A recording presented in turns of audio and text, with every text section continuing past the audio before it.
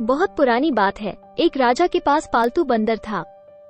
राजा उस बंदर पर बहुत विश्वास करता था क्योंकि वो बंदर राजा का भक्त था। बंदर राजा की पूरे मन से सेवा करता था, लेकिन बंदर बिल्कुल मूर्ख था। उसे कोई भी काम ठीक से समझ नहीं आता था।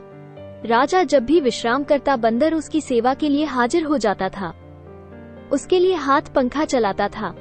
एक दिन की बात है, जब राजा सो रहा था और बंदर उसके लिए पंखा झल रहा था, तभी एक मक्खी भिन भिनाते हुए राजा के ऊपर आकर बैठ जाती है। बंदर उस मक्खी को पंखे से बार बार भगाने की कोशिश करता है, लेकिन मक्खी उड़कर कभी राजा की छाती पर, कभी सिर पर, तो कभी जांघ पर जाकर बैठ जाती थी। मूर्ख बंदर काफी समय तक ऐसे ही मक्खी को भगाने की कोशिश करता रहा, लेकिन मक्खी वहां से जाने का नाम ही नहीं ले रही थी।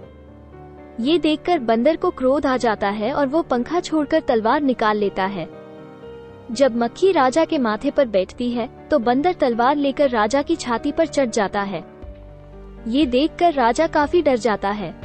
फिर मक्खी माथे से उड़ जाती है, तो बंदर उसे मारने के लिए हवा में तलवार चलाता है।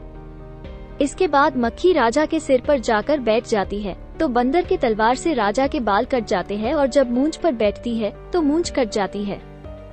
ये देख राजा कमरे से जान बचाकर भागता है और बंदर तलवार लेकर राजा के पीछे पीछे दौड़ रहा था। ये देखकर राजा बहुत ही ज्यादा घबरा जाता है और इस तरह से राजा और बंदर के दौड़ने के कारण पूरे महल में उथल पुथल मच जाती है। कहानी से सीख।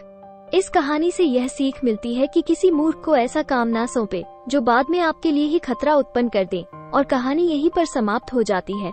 तो दोस्तों, कैसी लगी एक राजा और मूर्ख बंदर की ये कहानी? कमेंट करके जरूर बताएं।